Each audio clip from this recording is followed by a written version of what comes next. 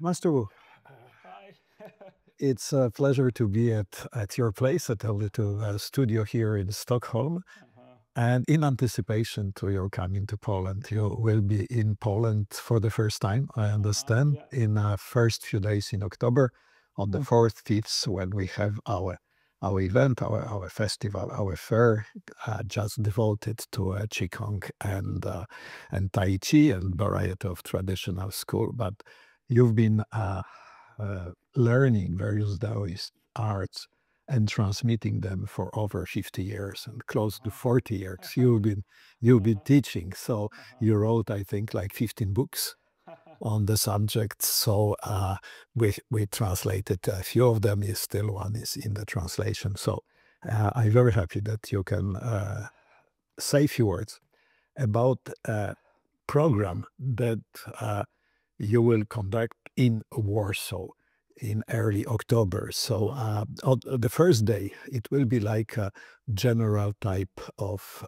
introduction Uh-huh. of you open to the public who Yeah. would be there. And you entitle it, I have here the titles, Thunder Qigong Uh-huh. Zen, which is a shamanic roots of healing and martial arts. And I have to say that out of several masters of Qigong and Tai Chi, you, I think, are the only one who stress so much the roots, the shamanic roots. And since the word shamanic has a bit different connotation, or even very much different connotation in let's say, in Europe, especially these days, and of course in China, maybe you can give uh, your perspective. How do you see exactly who was the shaman in China? Yes, and then why you say that the shamanic roots are the roots really of all those traditional arts you've been transmitting.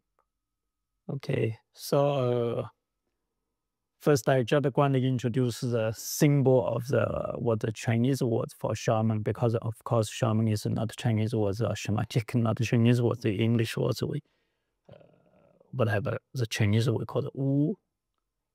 And the symbol is interesting word. I just draw the symbol. You see so this is a symbol for modern days, also use it for Gong is engineer, but the origin is a symbol for the ruler, the cardinals. Ruler, you need measure, precise, you make sure you're doing things correct. And if we add force, that's Gong means work, Qigong, that's a common words we use. But you put another ruler, there is kind of like a vertical way, that's a typical Taoist tradition. What we talk about the heavenly way, the vertical, above, below, the connection, and then you have the horizontal way.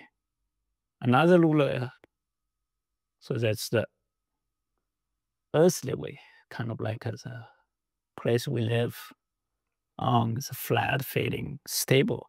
So you have the equipment, the measuring the earthly way and the heavenly way. So that's together. And this is the symbol, what we call the Wu, the tradition. Sounds like my name Wu, but a different symbol. So Wu shaman, and that's the part. And of course, we translate it as a shaman. No close English words, but you need to understand what this all about. Is about the tool you connect with the heaven and earth, connect with all directions, all dimensions. So that's the whole, the yin and yang, the symbol connection. And what's that's the Wu is all the ancient times through the body, because the ancient times they didn't have a modern high technique, but they use the body as a high tech tool. So that's a part of your body. Yourself is a shaman connecting with the whole universe. So that's all about. And that's it. The all the the Chinese traditional art, music, martial arts. So all through those ancient enlightened beings through their body. learn the way of the nature, how to follow the way of the nature living to preserve your life and keep you living healthier and happier. So that's the whole arts are about. And what modern days we call the Qigong or Tai Chi take a different format. All martial arts or medical Qigong so for a different purpose, but that's also the root is go back here. The Chinese medicine where I came from, also from here. So people through their body understand, can observe the meridian system, the energy of the body and the nature connected. How that herb you take it, you can feel that how the energy affect your body. So that's so go back to the root. Okay. In actually the practice, because I was lucky to first of all read your books and then attend your workshops, so that's individual training for the past over 10 years, 15 years, I believe. And you always start with something that you call a ritual of the heart. You will actually demonstrate as well in this introductory session in Poland. You will actually show and we can all practice.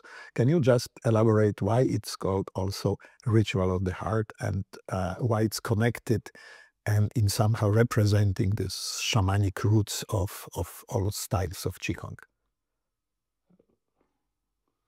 Right. So whole traditional way have the specific ritual, like how can you use your body as an equipment, connect with the nature as a certain way to help you open up your body. So what we call the spiritual gate.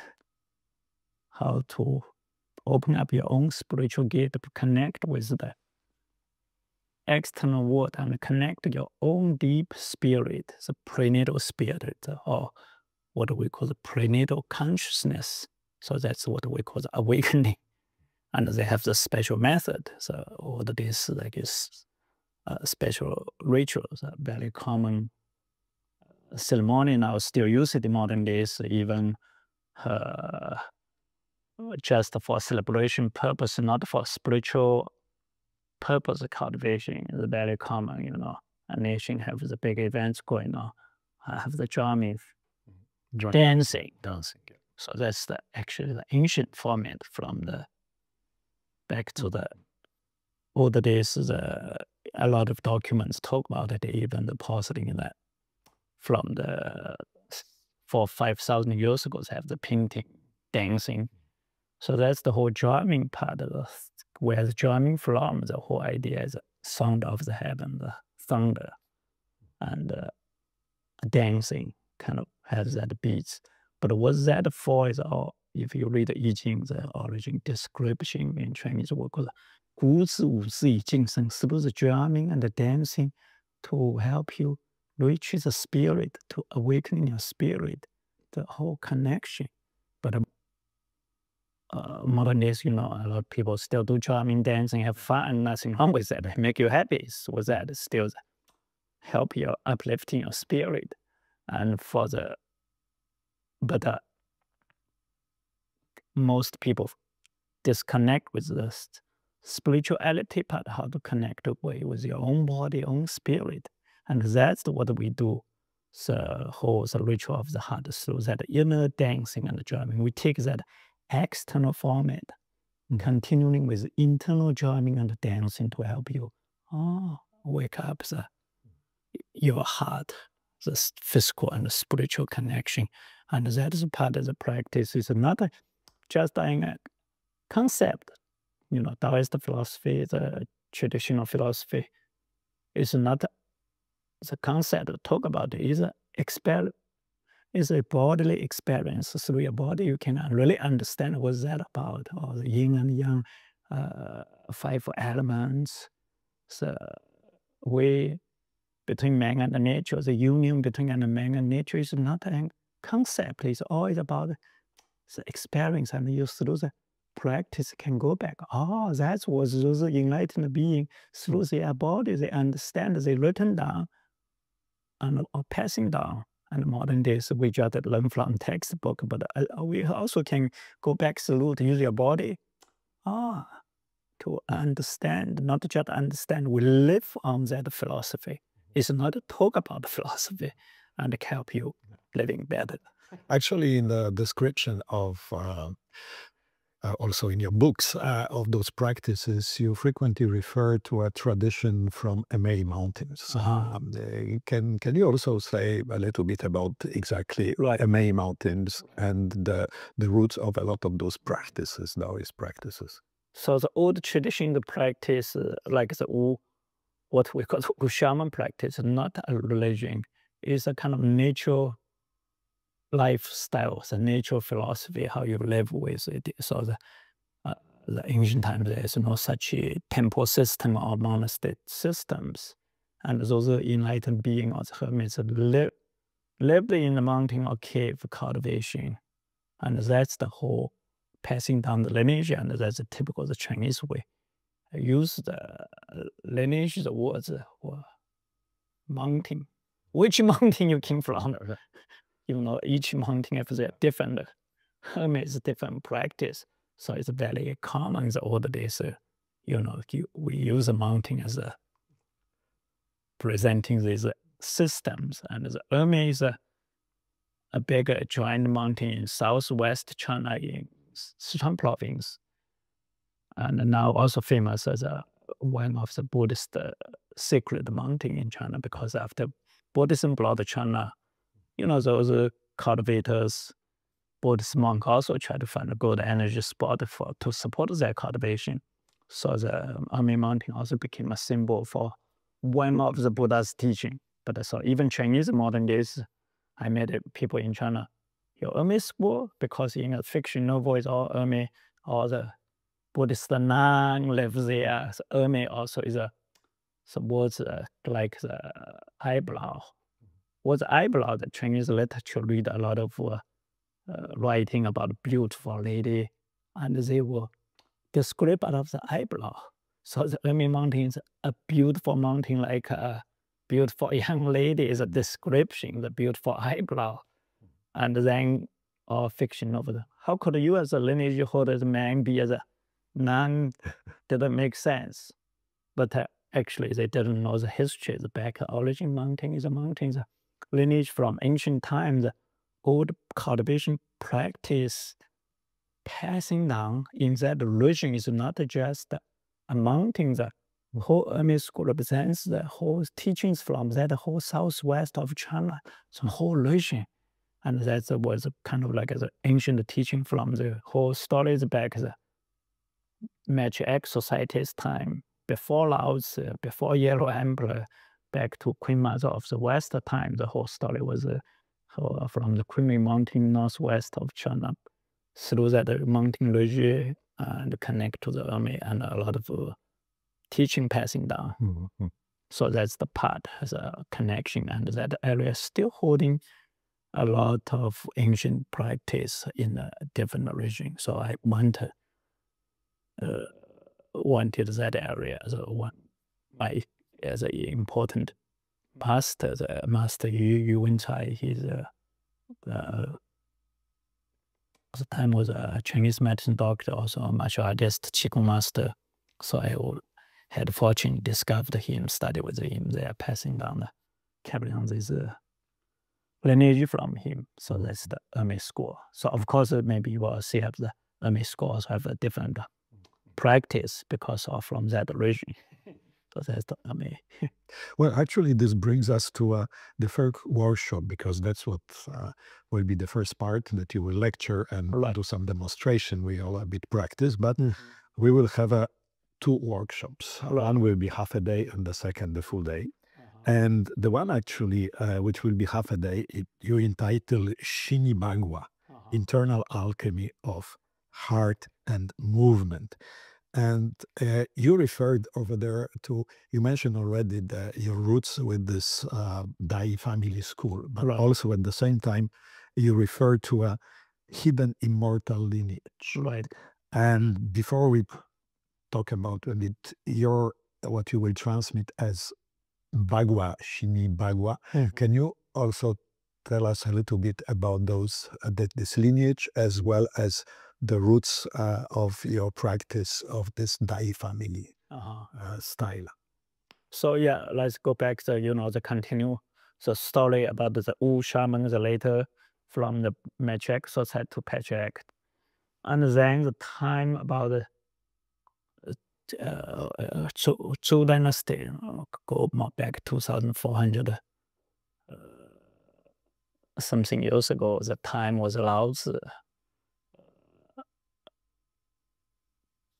wrote a book called the Tao Te Ching. In Western world, many people knew that the book, the Tao Te Ching, is a Tao about this. But at that time, it's not a religion, it's about the natural philosophy, how to follow the way of the nature.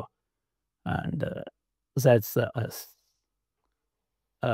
lineage, what we call the Laozi lineage, is a study that we call the hidden immortal lineage. It's not religion based, because that time the Laozi, after Lord Tao Te Ching, he became a hermit. He was a hermit, disappeared, and his disciple carry on his teaching. Also, is one person, Yin Xi. So he was a hermit in Zhongnan Mountain, the Lou Guantai, where he studied with Laozi after Laozi left. The reason he had wrote the book because the story was his disciple, or after your master you left, I will never find you again. Could you write something for me, so I could continue study? So that's the Laozi spent actual days wrote the book for him. So he carried on the Laozi teaching, became the hermit, saying, passing down to another student, only one student. That's the third lineage called Ma Yi. Hamper cross, because his master was like all season cold. The Zhongnan Mountain that time, I assume, is very cold, because I lived that area for 16 years. Winter is super cold in the mountain. Sometimes could get to even more than this, could get minus 20. And I assume back to over 1,000, almost a couple thousand years ago, the time, or 1,500 years ago, the time, the part of the temperature was very cold, but he always wear simple hemp robe and has long hair. So that his name for the hemp cross master, but he's good at reading face prediction. He's an easy master, also the story is he's very high skill for predictor, and he read the face, not like, okay, he only like one, take a look, knows your life. You are the person good at doing what kind of things. You are good at the kind of study with me. No, you are not those kind of person. Better get some government job. Or you just do a farming. So he kind of like had just by take a look and also what kind of quality you have, what kind of job you can do, and what kind of karma you can. Doesn't mean everyone can follow him, become immortal. So that's a part, so hermit, and then passing down. He passing also one student, Cun Tuan, and then he, the whole lineage passing down. Then Cun Tuan hidden in another mountain was and also that region. So the flower mountain, the sacred mountain, represents the Western metal elements. So that's the part in my recent story I talk about it, because I just recently visited there again. So he passing down another master called the Fire Dragon Hu Long, and then passing down famous, everyone knows, the practice Tai Chi Zhan San Feng. That was a whole lineage story. But all this lineage time was all the hermit. That what we call the hidden immortal, because they are not promoting themselves, became popular. They are always hiding, do personal cultivation, but the lineage was passing down this way. So that's the part of the time Cun Tuan I talk about Flower Mountain, because it was very important master the time that he was a hermit, but he maybe was the first master breaks one student only passing. The time he training the many people came to study with me, and the Song Dynasty is one of the flourish times in history in China. Kind of a lot of scholars wrote book published from the philosophical to prediction level, and or like from him trained. And then here the Taiji master comes down like Zhang Sanpeng. He's not a creator, he's a promoter, from his grandmaster, the time passing down the part. So Taiji then also has another part a lot of people know, Liu He Bafa, so another martial arts form, also stories from Chen Tuan. And then here the Xingyi hard mind systems also was another story passing down the Song Dynasty. The one famous general called Yue Fi talk about his old days, the battleground is a real fighting with Kung Fu. So that was the story. His military is very powerful. Say 100 people could defeat 10,000 people. The whole story, the time the northern invaded to south, he was defeated, finding back. It was his sort of very famous. But his master, Zhu Tong, was the story about also the lineage from the Huashan, from Chen Tuan. So that's the whole connection. And what we have is called the Dai family. Its origin is from here. And why I call the Dai family the time the founder master Dai family, his name is Dai Longbang.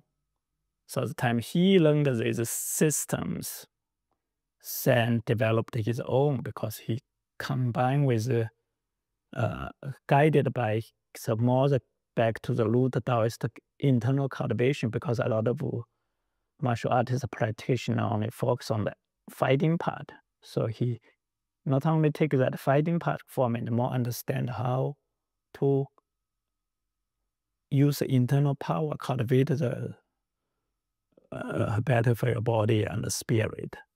So his family also has a lineage of the Taoist practice, the internal alchemy practice. So he kind of like created a new way of the practice, the hard mind, the system. So that's the specific, his posture, you see, we often called like this, kind of back to the infant state, what we call prenatal state, because in Taoist whole cultivation, what the purpose, one of the standards we call transform yourself from the postnatal state back to the prenatal state. So that's all about. And that's the whole, how to use your prenatal power. So that's the base, what we're standing from here. So that's the Dai family and the hidden immortal lineage, the connection part. But the roots back is the hidden immortal lineage, but the practice format changes since the Dai family. So that's what we call the Dai family hard mind system. Yeah. Yeah. And then in this hard mind, you exactly will have a workshop on a Bagua. Right. Usually when even myself thinking about Bagua, you always imagine that, people are practicing in a right of a circle, depending on a position of Ras, etc. However, I know already that the style Xingyi Bagua, you can also do, of course, with a movement, but it's more of a, in a way, stationary. So could you a little bit tell a few words about this Xingyi Bagua that you are going to teach during this half-a-day workshop? Right. So before I talk about the special part, the important one at the time was Bagua. So because most people, martial arts word Bagua, thinking Jada martial arts thing. Bagua is a philosophical concept, also the I Ching, the base, the Chinese philosophy, the few important things, yin yang, 5 elements of Bagua. The 8 trigrams represents 8 seasons, 8 directions, also represent the way of the universe. So you say 3 lines represent a trigram. So that's the, see, for example, heaven, what they use, the Chang heaven, use a 3 line, making that's a heaven. And with that represents the way of the heaven, unbroken, the perfect circle. and that's the movement, so part, and that's the way of the heaven. And then have the also represents, Chang, heaven represents the body part, your head. And then family relationship, father figure, and animals, all that is farmland. What's that? Strength. You see all the animals, horse running. So you need to understand all different symbol can be represent anything in the universe. So that's the whole Bagua about. And then in the martial arts part, we follow this philosophy and the practice, follow this symbol. And how can I cultivate that Chang heaven strength? And the Bagua arrangement in general, have the long shape, have the two arrangement. One called the prenatal Bagua represents whatever exists, and another one called prenatal Bagua means the origin where we came from. So origin, and postnatal means everything created exists. That the postnatal two arrangement are different, but they are in a round circle. And one popular Bagua Zhang, the martial arts system, follows circle, and the base move is like the, we do the round circle, the step, the part, and at the base, and then we have the different way practice in the Dai family. The Bagua system is represents the highest level of the practice. Usually, beginner students, we don't teach kind of like more like a soft style, internal, to understand this way of the nature, and more powerful. Because the whole Taoist philosophy emphasizes yin, the power of the yin, the soft power, the prenatal state, the baby state. And that's the in Tao Te Ching have the description also, 天下之至如此平，天下之至刚 means all the softness under the water, ruling the hardness. So that's the part. So how to cultivate your yin power, the feminine power within your body, and that's the part. And then we have the 8 different movements, represents 8 trigram, and how to connect with the 8 trigram, as I said earlier. Your body really understands this philosophy, this symbol about. So that's the and then you can use for healing, self-healing, or help people, or you can use it for as a martial arts kung fu form. So that all depends on how you can take it to use the symbol itself represents everything in the universe. And you practice the form movement also, you can use for many purposes. So that exactly, you're mentioning right now the symbol, that the movement as a symbol. It brings us to a following day. It will be the whole day workshop, and you actually entitle it, just let me make sure, that Shamanic Tiger Talisman Qigong. And here you have those 2 words, not only shamanic, that you already a bit explain why we use so frequently, but there is something which is not only shamanic, but also Tiger Talisman Qigong. So could you say a few words about what is Tiger Talisman? All right. And at the same time, how exactly this practice, which will be the full day workshop, even not covering the all 24 movements, but I believe it will be 9 to 11, what we discussed earlier. But can you just put it in this context and exactly tell us a bit more about this symbolism, which is actually imprinted in the movements of the form? Yeah. So, so in the energetic level and the spiritual level, a lot of time we can experience it, we know, but we had to write it down, describe how to do it. That's the part. Like a lot of time people ask me question, emails. Sorry, my long-standing rule, no answer questions through email, because hard to explain by the words.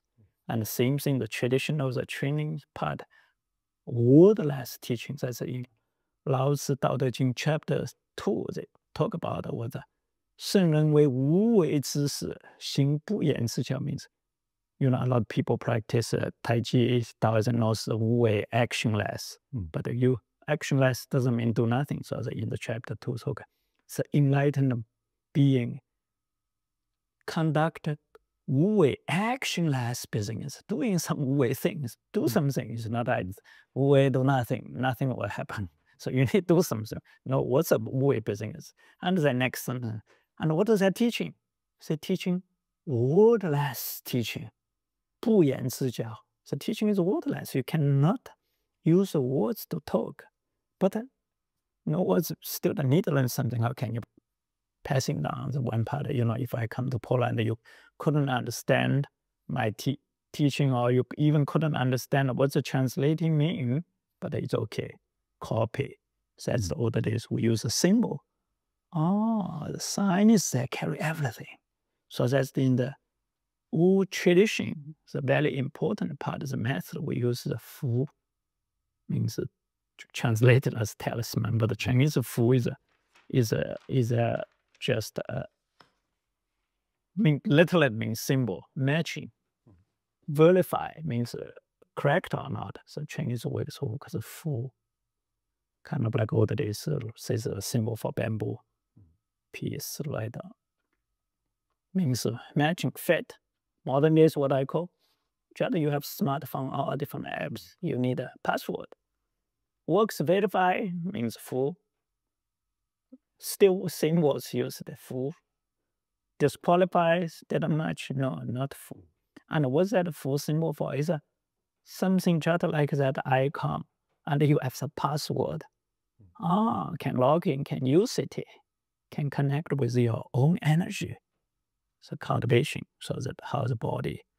So in the what we will do the practical, the Fu. Fu means tiger, Fu. And what's that tiger? That's a regular writing for the tiger. And what's that the symbol of the tiger? What we use in part is image. So we can draw that as talisman, show you.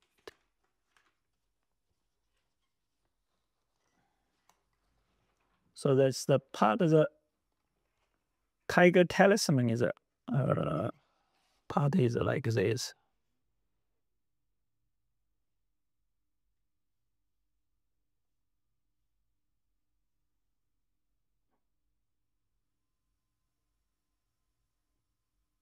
So that's the symbol. And basically we practice form is the same as how you draw these symbols, connection part, power. And the same thing we, tradition also. What's this martial arts form? Tiger talisman form. Use the talisman technique. Like you know how to draw this. Here's a martial arts application. What's that? Someone attacking you. You are drawing the talisman. How to taking the enemy's energy, how to attacking them. The same thing you need for how to use your body. And the same thing with the healing. How can I help do the project energy to help the patients? We call it remote healing. And the same thing. And how you can self-healing through the practice help release the stagnation. And so that's the whole about the symbol. Follow the pattern, and you learn one symbol, you cultivate with that, your body kind of became the symbol itself, and the part, and the character, and then you cultivate it. So also different from most people thinking about the shaman, the animal, because a lot of people study some other kind of shamanism. Animal, I need to call in the animal spirit. But different what we do, the Wu tradition, we are not calling external tiger. Tiger within your body. How to awakening your own tiger. You are the tiger. So that's the whole power you cultivate. Finding your inner tiger power. So that's the part of the training. Okay. So in Warsaw we'll have one day just two sessions just to awaken. I find the tigers with it, and the movements are really, really nice. I have to say, try, and that's great. And actually, the calligraphy you said, but you've been doing calligraphy for over 50 years. What you told me, and I was there. You also here define. Unfortunately, I mean, I'm also lucky to have one of the calligraphy of yourself. And we have a special event actually on Monday. the first Monday of October in the Asia Pacific Museum. And the title will be The Tao of Calligraphy and Tea. You are connecting those two disciplines, which I think very dear to all traditional martial arts practitioners, the tea, and the calligraphy. So can you actually describe a little bit how you connect those two things and relate them to all the practices, all the styles that you've been practicing, and coming to the roots exactly of the practices? Also, can calligraphy and tea drinking, preparing drinking, kind of a tea ceremony, can be also a way of doing Qigong? Right. So it's exactly because the old tradition, the calligraphy and the tea is just part of the daily life. And all the practice is not just, okay, today I have 1 hour, I do practice. So we, through the form practice, how to understand the practice actually in our daily life, part of the daily life. And the part, all the days, the writing, Chinese tradition, there's a Chinese traditional brush for daily base writing, and before Western pencil introduced to China. And also it's very common when I was little, all the older generations, they are do writing letter, still use a brush. And when I'm lecture teaching, I'm still like to use a brush, kind of just part of my ritual. And when we training part uses a brush, it's not just writing, it's all about whole connection, the spiritual connection, breathing, posture, and also how to project the energy through the brush. And that's also in the Taoist tradition. The brush is a very powerful tool for healing also, it's a part. So when we do the calligraphy, it's part of the cultivation practice and transform your energy. And also the symbol, what you're writing, the text, also kind of like give you a different training, some mind and the body, the whole part. So say for example, like traditional training, we memorizing things, the modern days, you just, okay, I need to read, remember, but older days different. So what we training is copy. The whole idea in Chinese was seeing older days, the 眼过10遍不如手过1遍 means you read 10 times with your eyes, not as good as your hands write 1 time. You will memorize much better than you read 10 times. So that's the part. The whole the fingers, brush, the whole training is not just training writing. It's cultivate your heart, mind, your spirit, your brain, the whole connection. And the same thing with the tea, the way we drink the tea is a kind of like a Kung Fu tea style, what we call the same as training Kung Fu. And the way is a small cup, take sip, take time. And the way according, you see Trinity with the 3 fingers represents heaven as human being, also as a way of the nature. And when I'm drinking, if I hold like this, I cannot drink because my thumb is on my way. So I have to twist from here to drink. So that's whole connection to your Lao Gong Po and the pericardial 8, middle dantian, whole connection, the yin yang holding together. That's how you feel that energy connection. And also the tea always changes, same pot of tea, same leaf, different time, different temperature. And that's the making the tea flavor totally different. And that's exactly the internal alchemy about the Qigong about. The practice. You need to know the method and you need the timing. That's what we call the how long and temperature. That's the Taoist we call the Hu Ho. The fire timing, strong fire, gentle fire, we all different. So we kind of like how depends on your body type and a different situation. Maybe we use even the same form, we will have the different technique, breathing technique. So that's how to control the fire, making a different flavor for you. So that's the kind of like as a tea help you understand. Oh, because before you get there, like sometimes I kind of making joke, you know, oh, can you feel the different? Begin not different because what's different? And do like this, what's different? Not different. But once you have that sensation of the qi, oh, you cultivate. Oh, I'm holding like this, big different because you can tell. And the same thing with the tea. Hot, cold, what's the flavor? Hard to describe to you. But you take a sip, look at the color, you know what's the temperature, what's the flavor. So that's the, so how about the experience? Exactly just what I said earlier. The wordless teaching, you have to taste by yourself. And the cultivation, you need to taste it yourself. So, and this is a, so drinking tea is a way of the cultivation. Ah, you get to your body. Bring your heart and mind back. It's a calm, relaxing, finding yourself. So that's one of the